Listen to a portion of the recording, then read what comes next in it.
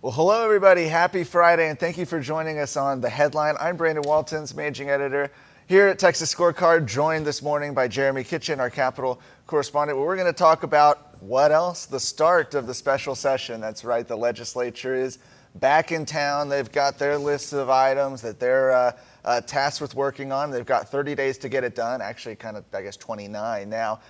Days left to get it done. We're going to talk about what's happened in the first 24 hours of this session. But if you're watching live right now on Facebook, please feel free to drop some comments or questions down there. We'll try to get to a few of those during the show. But let's dive right in, Jeramy. Literally like 24 hours ago, the House and the Senate, they gavelled in for the start of this first special session.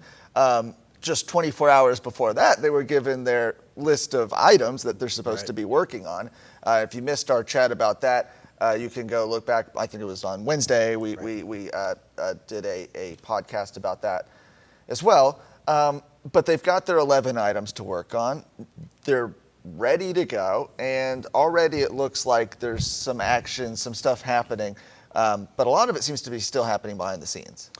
Absolutely. It's obvious there's a plan, maybe not like a full-fledged plan, but there's a plan. I think you see that certainly in the House by the way they're referring bills to certain committee, right? I think you see that in how they're filing or the process by which they're filing bills. What have you. I think you see that if you tune into social media, you see things like the governor dining literally last night, right, with the authors of these priority bills. Sure. And so there's certainly a plan. I'm not saying it's fully fledged, thought out yet, but you can see it's a different approach than maybe during the regular session. You've got, some of the big ticket items that people are watching and we're looking for in the special session are things like you've got election integrity on the call. You have border security stuff, and we're going to talk a little bit about that, as well as protecting women's sports. A few items that, notably, a lot of these items were items that passed out of the Senate, but then ultimately died in the House. Now you've got versions of those popping up in both chambers. But let's talk about the House right now. The House has, going into this session, I think it was just this week that this special committee was announced. Essentially, Speaker Phelan, instead of normally when a bill is referred, right? Let's say you have an elections bill, right? It's referred to the Committee on Elections, or a bill relating to something else. Each committee has its own charge, right? Instead, it seems like the tact for this session in the House, for this special session, was instead to create this new overall kind of broad committee that a lot of these big ticket items are going to instead. Right. They created the day before the Select Committee on Constitutional Rights and Remedies. Select Committee, for those that do not know, mean it only exists for the period in which it's charged for, so it's not a standing committee.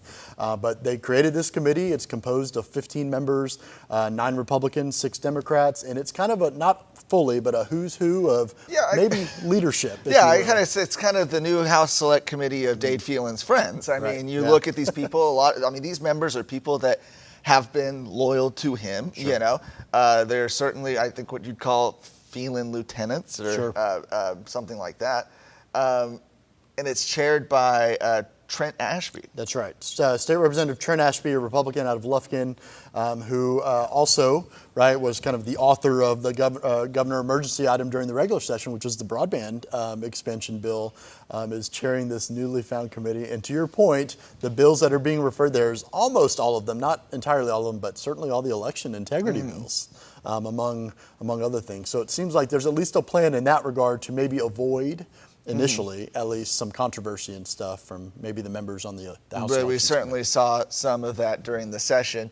But it does, I think, sound some alarms, right? This idea that, well, we've got a legislature of 150 members, and right now it seems that you've got about 15 of them kind of calling the shots. Sure. It's a little too early to say, but it certainly seems that way, that essentially maybe 15 people are going to they're going to pass out whatever is deemed as the priority bills, the assumption being House Bill 1 through 10, plus or minus a few. And then the 150 member House gets to kind of deal with that, which will be interesting. So. You mentioned election integrity bills. Again, not going to the House Elections Committee this time, and in fact actually has a completely different author in the House. Kind of came out of left field as a surprise to folks when House Bill 3, which is the House's omnibus election integrity bill was filed by Republican State Representative Andrew Murr. That's right. Andrew Murr, a Republican out of Junction, who was the author of the emergency priority bills, the bail reform bills during the regular session. Those also failed, just like the election integrity bill in the waning days of the regular session, and those have different authors too. That's got Reggie Smith from up there in Northeast Texas is the author of that, which is very interesting on the House side too. So. Well, they're already beginning committee hearings, so you've had, even I think ongoing as we're sitting here talking live right now, some committees happening at least over in the House. Both chambers meeting today to pass out bills out of committee to restore Article 10 funding, which is their funding of the legislature and legislative agencies. Interesting that this was something that seemed to be maybe one of the highest priorities for lawmakers. That's right. It took the form of House Bill 1, so read into that what you will. In the House, it's Senate Bill 10 on the Senate side, but both of them essentially do the same thing and attempt to restore funding for the legislature. Meanwhile, you've also got, just this morning, a 13th check for retired teachers, one of the items on that list of the call for the special session. That bill already passed really quickly out of its House committee. This morning. And then I think the big thing that people are going to be watching tomorrow on Saturday is election integrity bills being heard both in the House and the Senate. Now, we mentioned in the House, it's House Bill 3. In the Senate, it's Senate Bill 1. Again, make of it what you will. But those low numbers are, they are determined by the leaders of those chambers. And both of those committees are going to be going on tomorrow. And, there's I think two different sides to this from talking to folks. One is, they're glad to see that the Senate is prioritizing this. It seems like the House is following along and doing that as well. But at the same time, not a tremendous amount of time for folks who want to go down and testify on these bills. There are different rules or how the House is going to operate during a special, as you talked about, right? In your article, I know the Speaker put out a memo leading up to the legislative session talking about kind of the notice that has to be given, right, in a special and what have you. But on something as large as the Omnibus Election Integrity Bill, you already see on Twitter, everywhere, especially Democrats, right, talking about how the need for more notice and how are we in the middle of summer supposed to get people to come testify at 8 a.m., at a committee meeting. It's a tough thing to do for sure. But either way, those bills are going to be in the House and the Senate. But that Article 10 funding, we come back to that, right? This was something that was supposed to be a bit of a carrot or stick, I guess, to compel the legislature to come back, specifically Democrats who were enabled by Republican leadership to walk out and kill what else? The election integrity bills in the final hours of the session. There's been a lot of discussion about that, about whether or not Democrats will do that again. And one of the things that seems to be keeping them there right now is the Article 10 funding bill. Now, the question is, if they get that out early, right, if they send it to the governor's desk, well, do Democrats leave after that? Yeah, I think that's obviously a concern. As we were talking about before we came on the air, if you kind of play this out, knowing rules and how everything works is, let's say theoretically the legislature, both the House and Senate, passed this Article 10 refunding bill early, right? There are certain time limits in which the governor has to consider it. And let's say he considers it and vetoes it, right? Does the legislature override? There's a lot of if they pass it out by a certain period in the special session, they have the opportunity to override that veto, something that, by the way, hasn't been done since 1979. I looked it up, which is just wild to consider. But they could absolutely do that. Tony Tinderholt actually says down here in the comments, Tony Tinderholt, a lawmaker himself, says that they should hold that Article 10 funding so that for that reason, they should hold it and not let it get to the governor's desk for the reason of compelling those Democrats, lawmakers to stay. To that point, yesterday you had the House Democrat Caucus had a press conference, and I believe it was, I want to say it was Armando Wally had gotten up there, and he basically said, he's like, we will still maintain and employ every tactic possible. Right? He said that publicly, and I think to Representative Tinderholt's point, you certainly have to have a carrot and stick, otherwise what stops them? Right? Well, this is a point that Representative Tinderholt hammered home yesterday on the floor of the House as he filed his own resolution. You had an article about this. He has a resolution essentially saying that Democrats, if you leave town, if anybody, skips out on this special session, what? You get your seniority revoked, committee chairmanships, memberships, parking spots, etc. That's right. He filed House Resolution 5, got up, had a series of parliamentary inquiries, which we'll go into in a second, but ultimately it was for all members. If you break quorum, right, if you leave quorum being 100, I believe you have to minimum maintain 100 at any given time. But if you break quorum, there are consequences for those actions, which would include, stripping seniority and seniority privileges, include stripping chairmanships or memberships to certain committees, that sort of thing. And you'll see, I guess, in the clip. But ultimately, I mean, he proposed a resolution, and he was surrounded, interestingly, by the House Democrat Caucus Chairman Chris Turner and a few other Democrats wanting to know what the heck he was doing. Yeah, let's play the clip. This is State Representative Tony Tinderholt asking Speaker Phelan yesterday on the floor of the House about his resolution, how to actually get that passed. Check this out. What purpose? Parliamentary inquiry. Members, please take your conversation outside the room. Please state your inquiry. Today I filed H.R. 5, which holds us all accountable to the oaths we swore to millions of Texans, most notably the districts that each of us represent. We're paid and our staffs are paid using taxpayer money. That's constituent money that's paid to us. How does this resolution move through the process, specifically during a special session?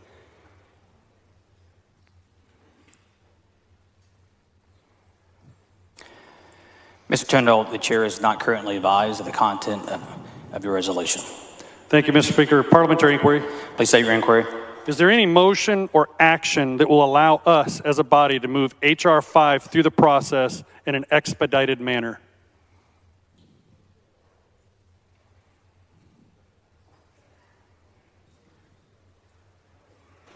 Mr. Tinderholt, the chair respectfully declines to respond to your hypothetical question. Thank you, Mr. Speaker. My final parliamentary inquiry. Please state your inquiry. Is there any motion that I or a member can make according to the House rules that allows us to bring House Resolution 5 immediately to the floor for a vote? Again, Mr. Tinderholt, without being advised of the content of your resolution, the chair cannot comment on a hypothetical. Thank you, Mr. Speaker.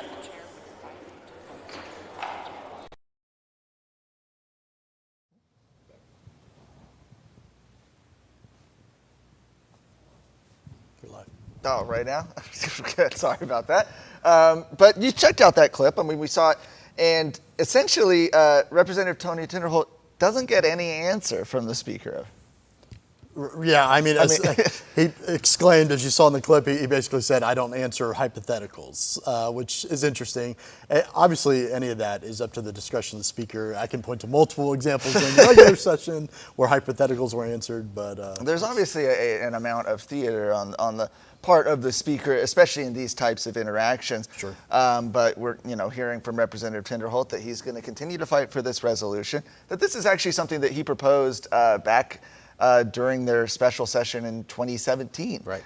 And so, I think it's probably people looking at it say, well, this seems like common sense. If Democrats are going to leave town again, why would you continue to give them benefits? Sure. Right? It's worth mentioning, I think, once again, right? Like when this happened, when Democrats busted quorum at the end of the legislative session, it became public, I guess, a week later in an interview where Phelan talked about it. It was enabled by Republican leadership. Yeah, he said, if you go, I'm not going to lock the doors. Not going to stop you. Not going to stop you. If it comes to it this time, is that still going to be the approach? We'll have to wait and see on that. One of the items on the special session call that is sure to get a lot of attention over the next few weeks is border security. Now, this is an issue that I mentioned, Governor Greg Abbott has really leaned into pretty heavily in the past few weeks. We've talked, of course, about his brand new kind of out of nowhere initiative that he's going to have Texas build the wall, that he's sending money to do it, this and that. Was not a priority, of course, just a few months ago when the legislature was in their regular session. Now it seems to be a priority. Some saying it might have something to do with his primary challengers, there being kind of a primary effect there. But regardless, you've got border security as one of those items for the special session, and you've got a few bills filed already. It's not really clear if any of these are going to be the bill, right? But any member can file bills, and you've got a few filed, and notably, these are bills that were just killed by the same Republican leadership a few months ago. That's correct, right? So wrote an article, and we've got it up there on TexasScorecard.com, where you have people like State Representative Brian Slayton, who refiled the same bill, to your point, during the regular session to essentially create the framework for building a Texas border wall or border barrier, talk about the funding, requiring that the governor get or seek reimbursement from the federal government, and naming it the Donald J. Trump wall, right? He refiled that for special session, House Bill 91. You have State Representative Jeff Kaysen out of Bedford, who filed his bill that a promise he followed up on. Same bill he filed in the regular session dealing with ending in-state tuition, or a magnet, if you will, for illegal immigrants. He filed that during the regular session. He submitted a letter the week before the special session started asking that Abbott put that on the special session call. And then you had Senator Bob Hall once again filing his bill relating to his interstate compact to allow state officials, if you will, to enforce federal immigration and border security laws in the absence of the federal government doing it. These are all bills that were filed during the regular session. Senate Bill 16, as it's known as now, Hall's version in the regular session did pass the Senate, but it died in the House Calendars Committee. And so it's unclear whether any of these will meet the kind of interpretation of border security that Governor Abbott set out. But as of right now, there haven't been any lower number bills filed. I think it's, I've gotten this question from a few people. Who gets to be the arbiter, the decider of whether or not a bill ultimately fits the call that the governor has? For a special session, ultimately, it's the governor, right? Okay. The legislature can pass any bill they want to. The governor gets to decide whether to sign it or not, which is interesting because during the regular session, when the governor sets out his emergency priorities, ultimately the legislature gets to kind of determine what fits that mold, and it's kind of flipped in a weird way for special. And last question that we've gotten a lot of people asking about is, well, since we've got the special session items out there, is there any room for additional items to be added to that during this 30-day session? The governor can always add or subtract, but always add to the overall call. Obviously, this special called session can last up to 30 days, but he can always add to the call. And there's several bills that have been filed that certainly don't fit within anyone's interpretation of what was on the agenda that could be expanded. Sure. Right? Sure. Well, we'll see. Like we mentioned, legislature is holding committee hearings this weekend. As a general body, the Senate is reconvening on Monday at 10 a.m. The House is reconvening on Tuesday at 10 a.m. Committee hearings in both chambers between now and then. And I have a feeling it's going to be a lot of stuff to mention on your This Week in Texas podcast this Monday. I already started working on the notes for it. Yeah, it's going to be quite a comprehensive episode, I assume, this week, given the start of the special session, and hopefully previewing what will be start moving. Special sessions move quicker, it seems like. So we'll see how quickly stuff moves. Yeah, special sessions move quickly. If you want to keep up and be in the know so you're not missing out on any of it, please subscribe to that podcast, This Week in Texas. As well as, look, now people are saying, I need to contact my lawmaker, I need to blow up their phones, I need to do whatever. The best way to figure out how to get in contact with them is our directory, and that's up at TexasScorecard.com. Over there at the top, click on Tools. You've got the Texas directory. You've got access to your Texas House members, Texas Senate members. We even have Congress, members from D.C. as well down there that you can check out. I want to thank everybody for watching and for joining us this morning. We got Susan watching from Benbrook, Rhonda tuning in from Bloomberg. See Tiffany, of course, tuning in from Deer Park. Good to see her on this morning, and Sharon watching from Fort Worth. Again, folks, if you're watching this later, if you have any questions, please feel free to throw them in the comments. We'll try to answer a few of them after the show. But for right now, thank you so much. Have a great weekend. Thank you for tuning in to The Headline. If you want to stay up to date with the news you need to be an informed citizen, be sure to check out TexasScorecard.com and subscribe to our email list. You can also listen to this show and other shows on whatever podcast platform you use. Subscribe and review our show now to ensure other Texans can be informed.